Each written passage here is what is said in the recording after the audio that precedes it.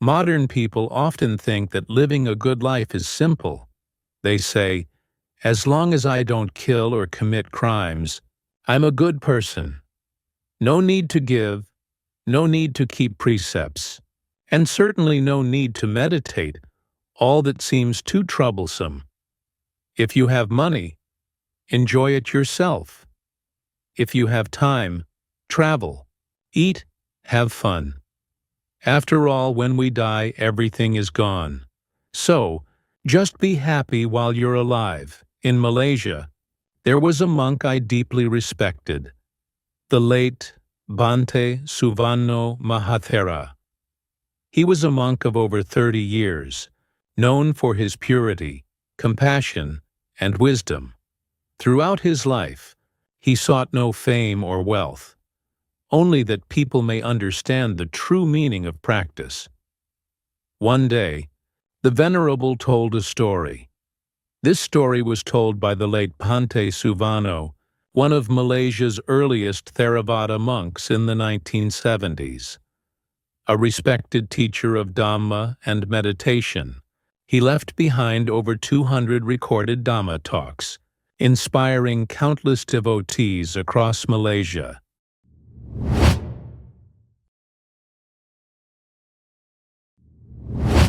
Bhante Suvanno said, "There was once a Chinese woman, simple and thrifty.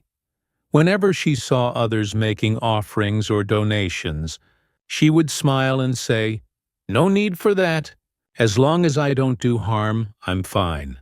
Years later, she fell ill with cancer. As her body weakened, her children took turns watching over her at home. On the night of her passing, she suddenly opened her eyes, unusually clear and alert, and softly said, 'Open the door. My granduncle and grandaunt have come to see me.' Her children were stunned and gently tried to comfort her. 'Mother, it's the middle of the night. There's no one there. Why open the door?' But she insisted firmly, 'If you don't open it, I'll take off all my clothes.' So the family had no choice but to open the door. She gazed toward the doorway and smiled at the empty air, saying, 'Come, come, you're all here. Please come in and sit.' Not long after that, she passed away," Bhante Suvanno explained. Though the woman committed no evil, she never cultivated virtue nor purified her mind. Her attachment to my home, my loved ones, pulled her consciousness toward the realm of hungry ghosts. Death does not stop simply because we did no harm. Kamma does not vanish just because no one saw. It quietly waits until the right moment, when each intention ripens into its destined fruit. The Buddha teach us, Sabapapassa akaranam, kusalasa upasampada, sachita paryodapanam, itam buddhana sasanam. Not to do any evil, to cultivate good, to purify one's mind. This is the teaching of all Buddhas. This is the heart of the practice. It's not just about avoiding evil, but actively doing good, and most importantly, purifying one's own mind. The value of life is not in what we possess, but in what we are willing to let go. May all beings be free from suffering and live in peace. Across many cultures and spiritual traditions, people have recorded what are known as visions at the brink of death. As life draws to an end and consciousness begins to leave the body, a mysterious state between life and death unfolds. Some see a radiant gate of light, drawn by a gentle force. Some hear solemn music and feel boundless peace and love, while others fall into a dark abyss, surrounded by visions of fear. Modern psychology calls these near-death experiences, but in the deeper teachings of Buddhism, they are not hallucinations or neural illusions. They are the intermediate consciousness. The Gandhava, perceiving the karmic visions, that arise as it is drawn toward the next rebirth. Yet these experiences are not confined to ancient scriptures. Modern medicine has also witnessed such cases. Let us now listen to the story of Dr. Eben Alexander, a neurosurgeon who crossed the boundary of death and returned to tell an extraordinary journey through the light.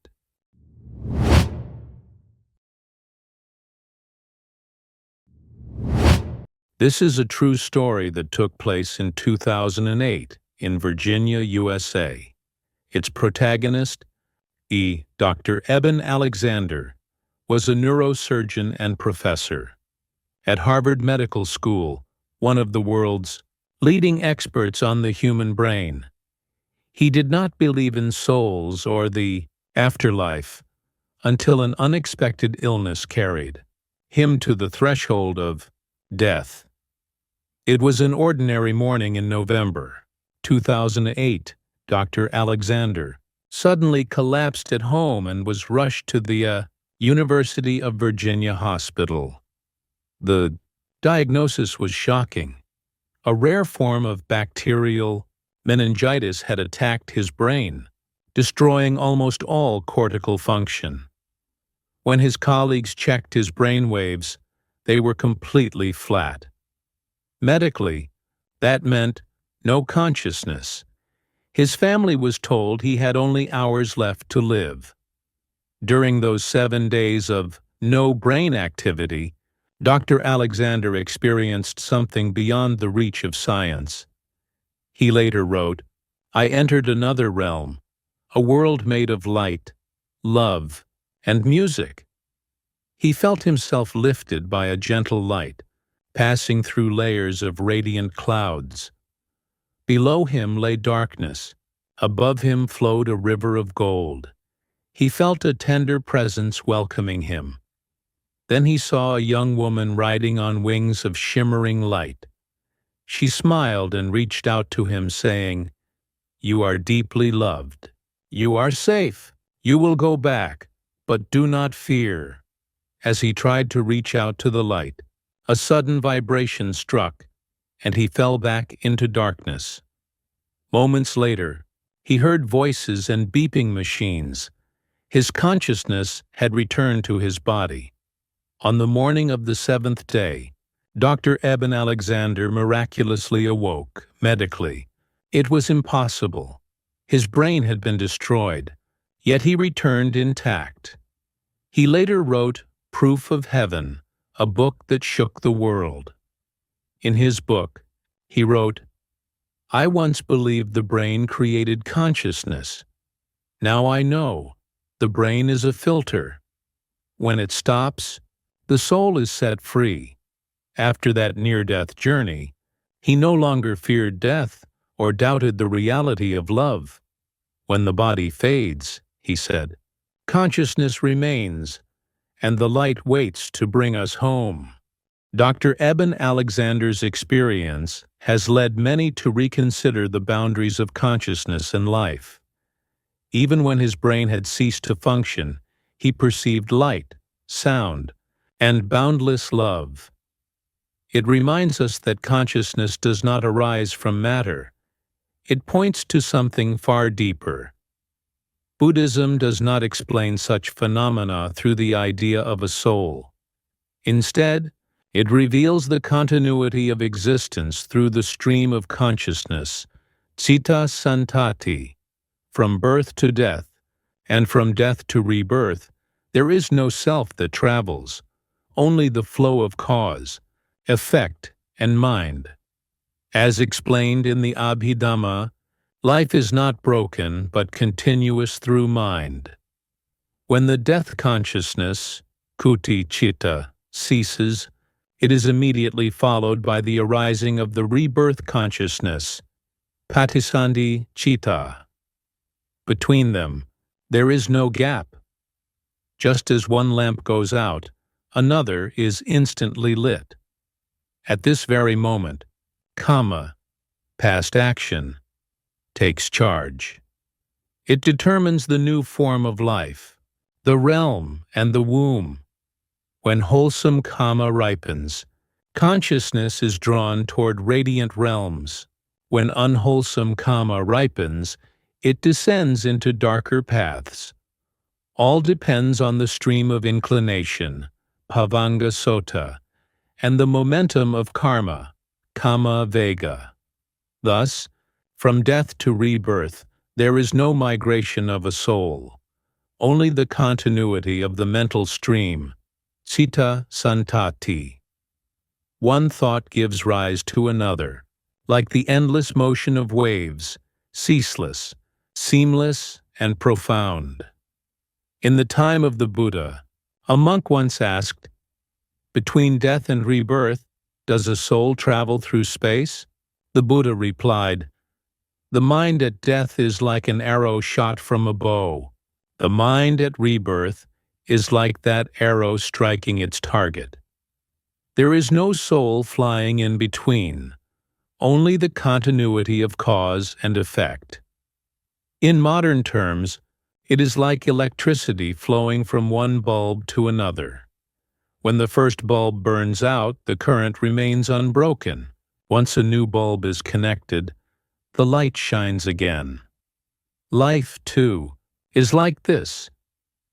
Death is not an ending, but a transmission. The unbroken stream of consciousness, moved by karma, carries the imprints of the past and rushes forward into a new becoming. As the Buddha taught, death is not a break, but a continuation. The truth of life does not lie in who is reborn, but in the endless continuity of conditions and the stream of mind.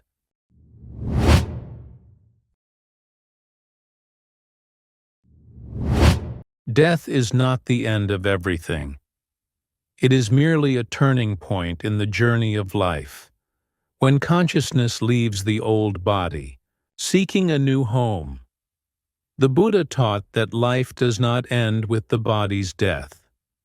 Like a flame passed from one lamp to another, its brightness continues, though it's no longer the same form.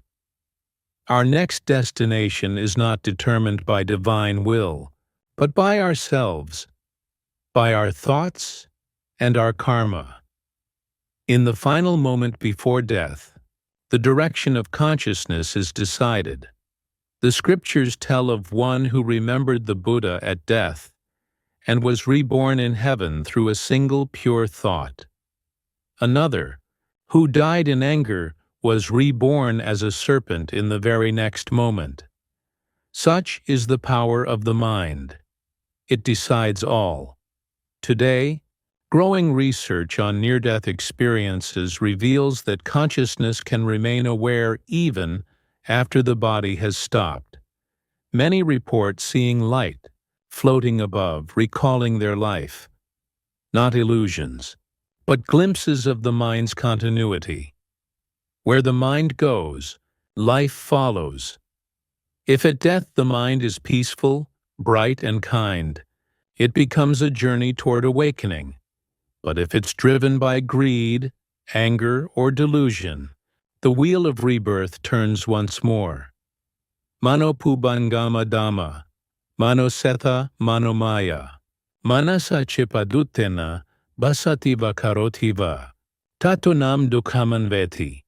Chakam vavahato padam, manopubangama dhamma, manosetha manomaya, manasa chipasannina, bhasativa karotiva, tato nam sukhamanveti, chaya va anapayini. All phenomena are preceded by the mind, ruled by the mind, made of the mind. If one speaks or acts with a corrupt mind, suffering follows like the wheel follows the ox's hoof. But if one speaks or acts with a pure mind, happiness follows like a shadow that never departs. The Buddha's verses reveal the secret of life and death. The mind is the root of karma, and karma is the engine of rebirth. To keep the mind pure in every moment is to walk the path beyond birth and death. Life is not a punishment created by someone, nor a random occurrence. It is a journey woven by the mind itself, and only awakening can bring the endless cycle to rest.